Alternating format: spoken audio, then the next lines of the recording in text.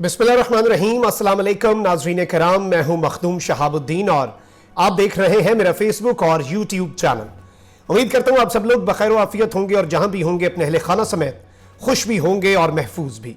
नाज़रीन कराम, अफगानिस्तान के अंदर आए रोज कोई ऐसी खबर आ रही है जिससे अफगानिस्तान के मुस्तकबिल के हवाले से गैर यकीनी की सूरत हाल जो है वो मजीद सामने आ रही है और उस हवाले से कुछ भी अभी कहना कबल अज़ वक्त होगा कि अफगानिस्तान का मुस्तकबिल क्या होने जा रहा है।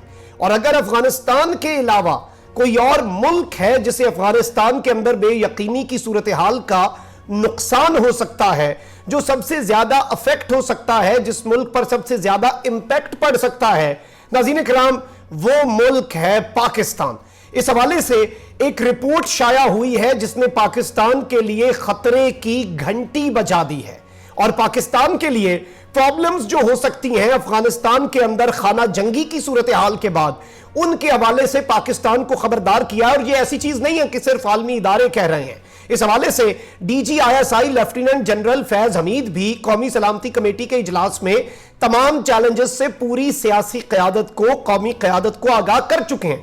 लेकिन अब इस सब के अंदर एक बहुत बड़ी खबर सामने आई है और यह पाकिस्तान के लिए इंतहाई मस्बत खबर है। और अब तो अफगानिस्तान की जो सियासी लीडरशिप, जो अमेरिका की पिट्ठू बनी होती थी, जो अमेरिका के कहने पर तमाम तर चीजें कर रही होती थी और जिसे लगता था कि अमेरिका बहादुरी हमें बचाएंगे, अब वो कयादत भी चीन के किरदार को तस्लीम कर रही है और चाइना की तरफ से अफगानिस्तान के मामले में, अफगानिस्तान की सिक्योरिटी के मामले में, अफगानिस्तान के अंदर तरक्की के इशू पर अब तक की सबसे बड़ी स्टेटमेंट, अब तक का सबसे बड़ा बयान जो है वो सामने आ चुका है, जिसने पूरे के पूरे खित्ते की सूरत हाल को, अफगानिस्तान के अंदर ना सिर्फ अमरीकी इन्फ्लुएंस को बल्कि इंडियन इन्फ्लुएंस को भी, यानी कि CIA और रॉ को भी चाइना के इस बयान ने बहुत बड़ा धचका पहुंचाया है। और पाकिस्तान के लिए बिलाशुबा एक इंतहाई मस्बत और एक इंतहाई अच्छी खबर सामने आई है।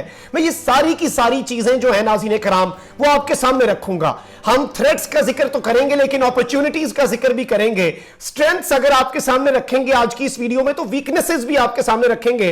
रिपोर्ट्स आपके सामने स्क्रीन पर चलवाई जाएंगी ताकि आपको जो चीजें बताई जाएं आपको पता हो कि वो सच्ची हैं, वो मुस्तनद हैं और वो ऑथेंटिक हैं। वो बनी बनाई बातें नहीं है, वो मन घड़त बातें नहीं है और वो सनसनी फैलाने के लिए नहीं है, क्योंकि ऐसी जंग के माहौल में बहुत सी बातें मन घड़त भी होती हैं। तो मेरी जाती कोशिश यह है कि ना सिर्फ मैं आप तक सच्ची खबर पहुंचाऊं बल्कि आपके सामने सबूत भी रखूं कि आपको यकीन हो कि हम जो चीज आपको प्रेजेंट कर रहे हैं उसमें किसी किस्म की कोई झूठ की मिलावट है जो है वो नहीं है। आपने इस वीडियो को एंड तक देखना है। जिन लोगों ने अभी तक चैनल को सब्सक्राइब नहीं किया उनसे मेरी ये दरखास्त होगी कि वो चैनल को लाजमी सब्सक्राइब कर लें, बेल आइकन को प्रेस कर दें ताकि आने वाली तमाम तर वीडियोस जो है वो आप तक पहुंचती रहे और इसी तरह आपका और मेरा ये साथ बरकरार रह सके।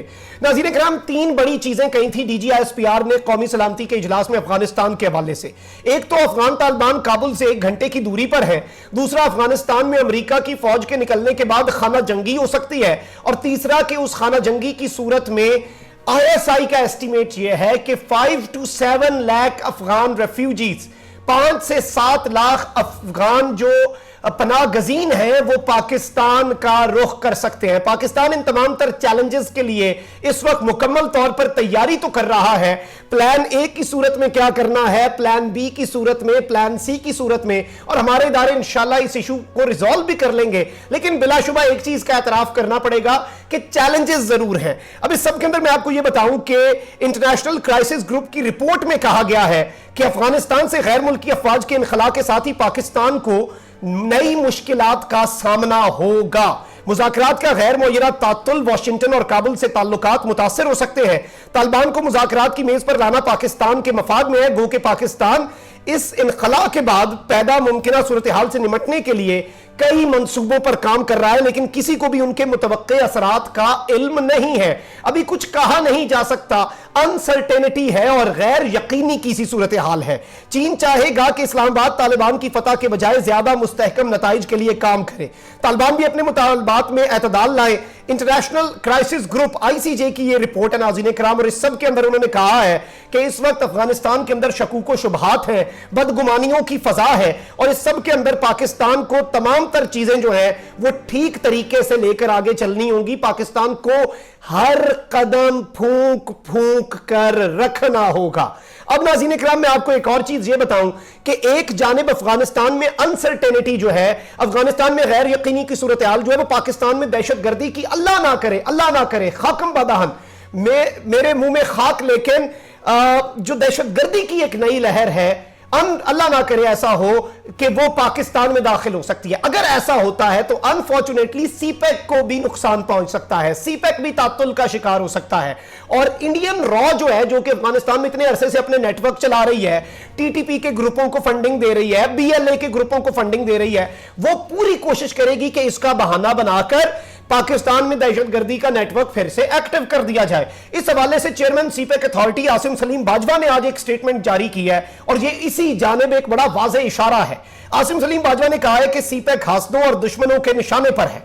उन्होंने कहा कि 13 साल गवादर फ्री पोर्ट पॉलिसी का इजरा ना हो सका, 2200 एकड़ मंसूबे का संगे बुनियाद रखकर हमने तारीख रकम की है। और उन्होंने कहा कि वजीर आजम खुद सीपेक की सरपरस्ती कर रहे हैं। वजीर आजम इमरान खान ने गवादर में फ्री जोन फेज 2 का संगे बुनियाद रख दिया है। आसिम सलीम बाजवा ने कहा कि 5 फैक्ट्रियों, एक्सपो सेंटर और एग्रीकल्चरल इंडस्ट्रियल पार्क का इफ्तिताह भी किया, मफाहमत की याददाश्तों पर दस्तखत भी किए गए, लेकिन एक चैलेंजेस जो है वो कम नहीं हुए। हम चैलेंजेस को समझते भी हैं और उनसे नबरदाज़मा होने की ताकत भी रखते हैं। और सीपेक इस वक्त दुश्मनों की साजिश के निशाने पर है। प्राइम टारगेट जो है दुश्मन का वो इस वक्त सीपेक है। अब इस चीज को हम जरा साइड पे रखते हैं। नाज़रीन इकराम, आपको पता है कि किस तरह से हामिद करज़ई, अशरफ गनी, इन्होंने डैन स्पीगल एक जर्मन जरीदे में आर्टिकल लिखे और पाकिस्तान को लिताड़ा। उसमें इंटरव्यू देकर इन्होंने पाकिस्तान को लिताड़ा। अशरफ गनी की हुकूमत पाकिस्तान को लिताड़ती रही। इसके बाद एक ट्राइलेटरल समिट हुआ अफगानिस्तान, पाकिस्तान और चीन के वज़राए खारजा का, और उसमें चीन ने अफगानिस्तान की इस हुकूमत को बड़ा वाज़ेह पैगाम दिया कि Pakistan is here to stay. हम अफगानिस्तान में तरक्की भी चाहते हैं और अमन भी चाहते हैं, विद और विदाउट यू, आपके साथ या आपके बगैर। यह फैसला अब आपने करना है। उसके बाद ये थोड़ा झाग की तरह बैठे और पाकिस्तान के खिलाफ जो हर्जा सराई है और अपनी नाकामी जो है उसका मलबा पाकिस्तान पर डालने का जो सिलसिला है वो थमा। और इनका जो नेशनल सिक्योरिटी एडवाइजर है अफगानिस्तान का, जो हम्दुल्लाह मुहिब, पाकिस्तान के खिलाफ बकवास करता है, क्योंकि उसके अल्फाज ऐसे, मैं इस तरह के लफ्ज नहीं इस्तेमाल करता, लेकिन ये सबसे डिसेंट लफ्ज है जो उसके कॉमेंट्स के लिए मैं कह सकता हूं कि वो बकवास करता है पाकिस्तान के खिलाफ, उसे भी इन्होंने लगाम डाली। अब नाज़रीन इकराम, इस सब के अंदर अब इनका भी किबला दुरुस्त होता जा रहा है। अमेरिका से ये मदद मांगने गए, अमेरिका के पास ये मिन्नतें तरला करने गए, लेकिन इनका वहां पर कुछ नहीं बना। उस मामले के बाद अब नाज़रीन इकराम ये स्टेटमेंट्स इस तरह से देना शुरू हो गए, क्योंकि अमेरिका बहादुर ने तो झंडी करा दी है। अमेरिका बहादुर ने कहा कि हम तो निकल रहे हैं, हम दोहा में एक दफ्तर बनाएंगे अफगान फोर्सेस को काबुल में बचाने के लिए। और अफगान फोर्सेस का यह हाल हो चुका है कि 1000 से ज्यादा अफगान फौजी सरहदी इलाकों से ताजिकिस्तान में पनाह ले चुका है। और इसका ऐलान ताजिकिस्तान की गवर्नमेंट कर चुकी है कि 1000 अफगान फौज का कारिंदा बाशिंदा, उनके जो अफसरान और जवान हैं वो भाग के आ गए हैं तालिबान के डर से। हमारे मुल्क में फौजी पनाह लेने पर मजबूर हो गए, दूसरे मुल्कों में भाग रहे हैं। तो इस सारी सूरत हाल में ये तो बिल्कुल कमजोर है।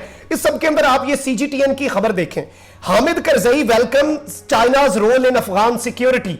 अब इन्होंने किबला दुरुस्त किया है और अब उन्हें चीन की अहमियत का भी अंदाजा हुआ है और अब इन्होंने चीन के साथ बनाने की भी कोशिश की है, क्योंकि इन्हें पता है कि चाइना और पाकिस्तान ये ऐलान कर चुके हैं कि हम अफगानिस्तान की अवाम के जज्बात के मुताबिक चलेंगे। अफगान अवाम जिसे चुनेगी हम उसे कबूल करेंगे।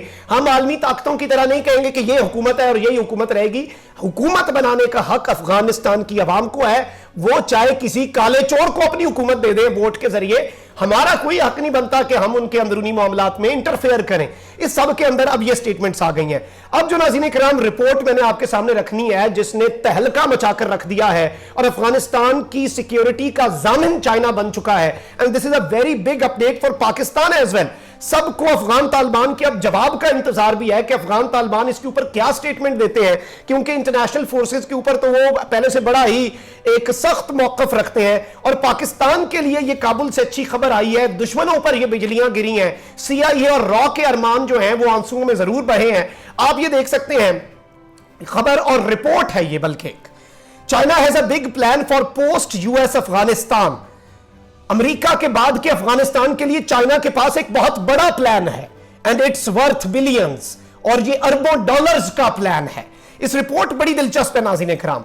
ये नाज़रीन किराम इसमें बताया गया है कि चाइना जो है वो एक एक्सक्लूसिव एंट्री, धमाकेदार एंट्री करने जा रहा है अमेरिका के बाद के अफगानिस्तान में। पोस्ट यूएस अफगानिस्तान जो है उसमें चाइना BRI लेकर आ रहा है, बेल्ट एंड रोड इनिशिएटिव लेकर आ रहा है, जिसका सबसे फ्लैगशिप मंसूबा CPEC है। Speaking on condition of anonymity, ये source close to government officials in Afghanistan told the Daily Beast अखबार को अफगानिस्तान गवर्नमेंट के कुछ सोर्सेज ने बताया है that Kabul authorities are growing more intensively engaged with China on an extension of the $62 billion China Pakistan economic corridor.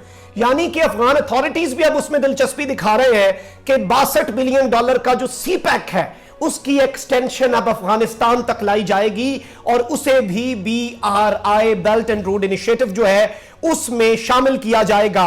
और इस सब के अंदर construction of highways, railways, energy pipelines between China, Pakistan and Afghanistan, इनकी कंस्ट्रक्शन का जिम्मा अब चाइना ले चुका है। और इस सब के अंदर यह बताया गया है कि Beijing and Kabul, one of the specific projects on the table is the construction of China-backed major road between Afghanistan and Pakistan northwestern city of Peshawar, which is already linked with the CPEC route.